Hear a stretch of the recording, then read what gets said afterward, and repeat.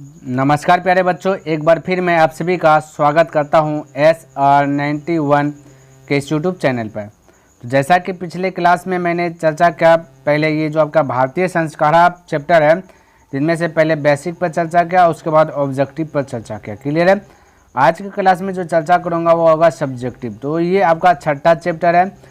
शुरू से लेकर के एनसीईआरटी बुक देखिएगा तो शुरू से लेकर के 5 चैप्टर तक मैंने कंप्लीट कर लिया और 6 चैप्टर में बेसिक प्लस ऑब्जेक्टिव मैंने कंप्लीट कर लिया। अगर आप इन सभी को देखना चाहते हैं ना तो डिस्क्रिप्शन बॉक्स में मैं उनका लिंक दे दूंगा, वहां से देख लीजिएगा या फिर आप प्लेलिस्ट चेक कर सकते हैं। तो चलिए लघु उत्तरीय प्रश्न देखते क्या कहता समझने का प्रयास करते हैं। कहता कि संस्कार प्रायः पंचविद्या सन्ति जन्म पूर्वा त्रयः शैशवः षट् शैक्षणिकः पंच गृहस्थ संस्कार विवाह रूपा एक मरणोत्तर संस्कार सच्चैकः। यानी कि टोटल दे दिया गया कि जो आपका संस्कार जो है क्या बोला गया, 5 संस्कार है। संस्कार प्रायः पंचविधि यानी संस्कार का 5 प्रकार होता है। कहता जन्म पूर्व 3 संस्कार है, शैशवावस्था 6 संस्कार है, शैक्षणिक में 5 है, गृह संस्कार 1 है, विवाह संस्कार 1 है। ये सब बोल दिया। तो यह उक्ति किस पाठ की है ना? यह उक्ति किस पाठ की है, या फिर जन्म पूर्व संस्कार कितने हैं, या फिर गृहस्थ संस्कार कौन है। यानी टोटल चीज़ के बारे में यहाँ पे चर्चा करूँगा। ये देखिए 2016 में पूछा सेकंड रीडिंग। तो सबसे पहली बात, यह उक्ति जो कि भारतीय संस्कार पाठ की है नहीं। ये जो 16 संस्कार है, सही संस्कार का 5 भेद है, टोटल विवाह मृत्यु ये सब क्या है, तो भारतीय संस्कार पाठ से लिया गया है ना। और जन्म पूर्व 3 संस्कार है। जन्म पूर्व पूछा कितना संस्कार है, 3 संस्कार है। गृहस्थ संस्कार कौन है, विवाह संस्कार है। यही चीज़ यहाँ पे लिखा है, ठीक है। पंच कहता है गृहस्थ संस्कार और विवाह संस्कार। गृहस्थ संस्कार विवाह रूपा एक मनोप्रांता संस्कार से। तो यहाँ पे क्वेश्चन बोला यह युक्ति किस पाठ का है, तो भाई यह भारतीय संस्कार का जन्म पूर्व संस्कार कितने हैं, जन्म पूर्व संस्कार 3 है। गृहस्थ संस्कार कौन है, गृह संस्कार जब विवाह करता है गृहस्थ जीवन में, तो हो गया कहानी खत्म। दूसरा क्वेश्चन कहता है कि भारतीय संस्कार पाठ के आधार पर स्पष्ट करें कि संस्कार कितने हैं तथा उनके नाम भी लिखें। चलिए कोई दिक्कत नहीं, बोल देते हैं यहाँ पे। देखिए भारतीय संस्कारों की जो कि कुल संख्या है वो 16 है, जो कि निम्नवत है, यानी कि इस प्रकार से है। तो देखिए कैसे कौन कौन सा है।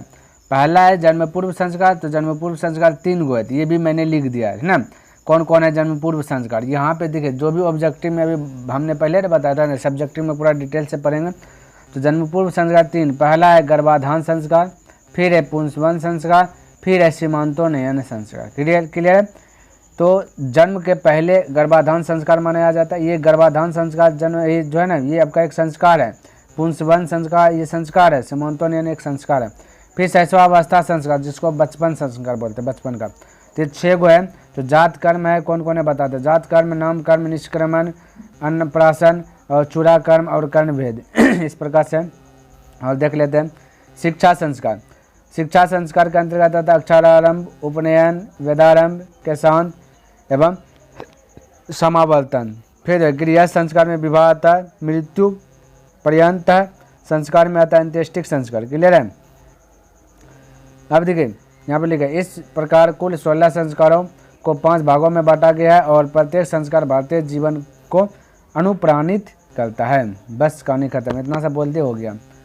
देखिए क्वेश्चन के अनुसार से आपको जवाब देना है। नाम लिखने भी बोला, नाम भी लिख दें। क्लियर, ये याद कर लीजिएगा। ऑब्जेक्टिव यहाँ से बहुत सारा क्लियर हो रहा है और पूछेगा ऑब्जेक्टिव भी, ध्यान में रखना।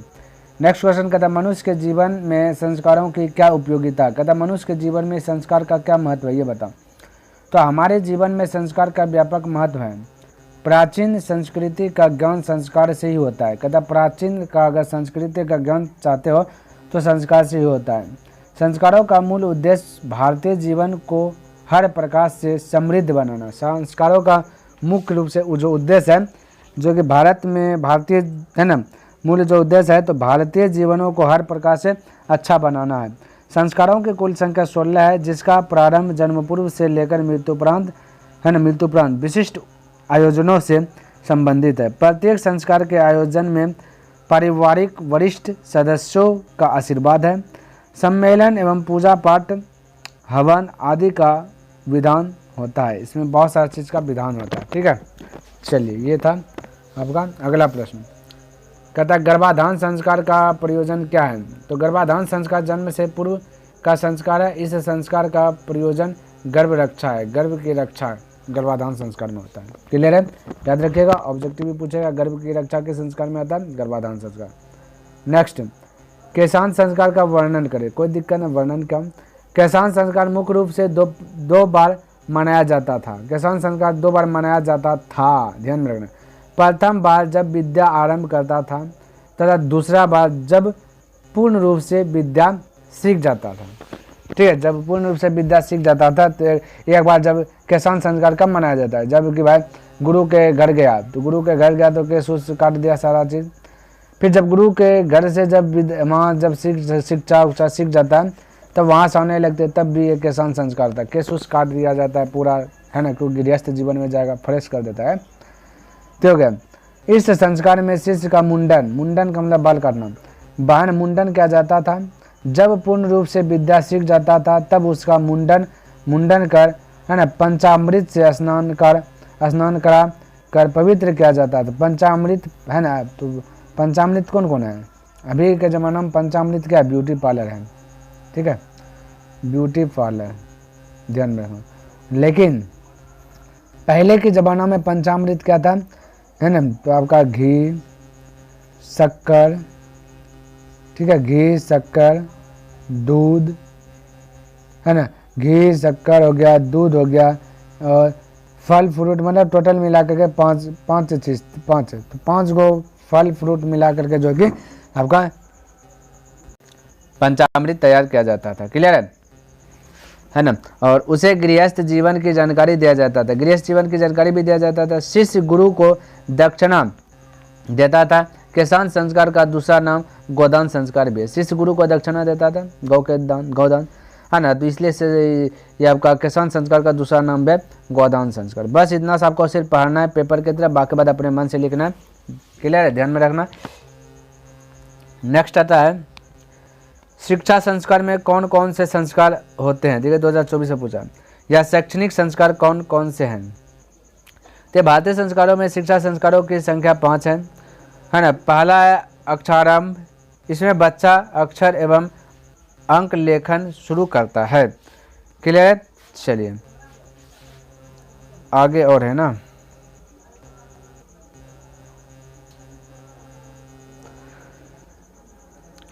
तो ये हो गया शिक्षा अवधि का उपनयन। उपनयन संस्कार में माता पिता अपने बच्चों को गुरु के हाथों में सौंप देते थे। गुरु के घर जाने के बाद शिष्य शिष्य जो कि शिक्षा नियम का पालन करते हुए अध्ययन करते हैं तथा ब्रह्मचर्य व्रत का पालन करते हैं। उपनयन संस्कार फिर मनाया जाता है ना। उपनयन संस्कार में आपका देख सकते हैं माता पिता अपने बच्चों को गुरु के पास भेजते हैं, है ना। उसके बाद गुरु के घर जाने के बाद शिष्य जो कि शिक्षा नियम का पालन करते हैं।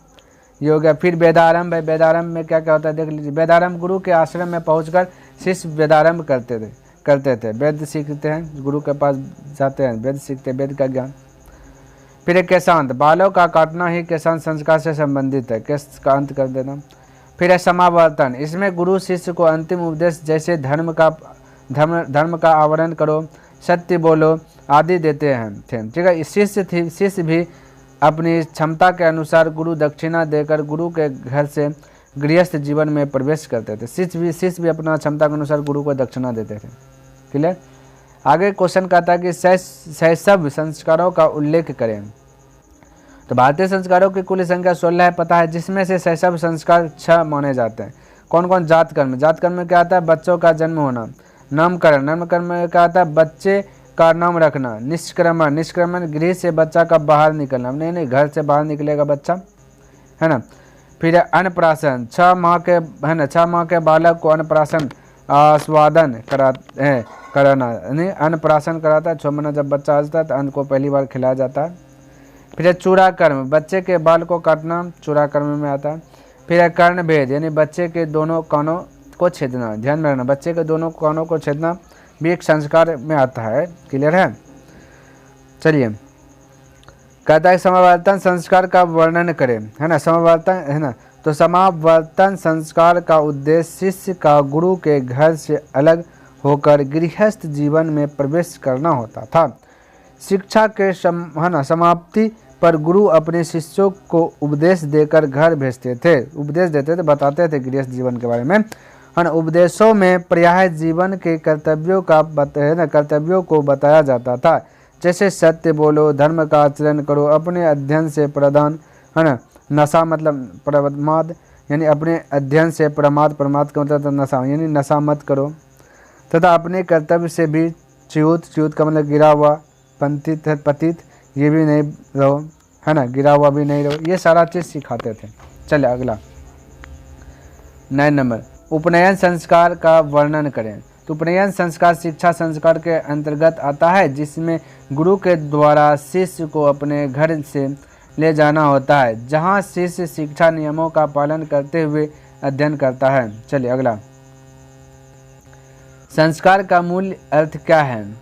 संस्कार का मूल अर्थ परिमार्जन, परिमार्जन का मतलब था साफ करना, शुद्धिकरण करना, और गुणों का आधान, आधान का मतलब रखना, है ना, आधान करना होता है।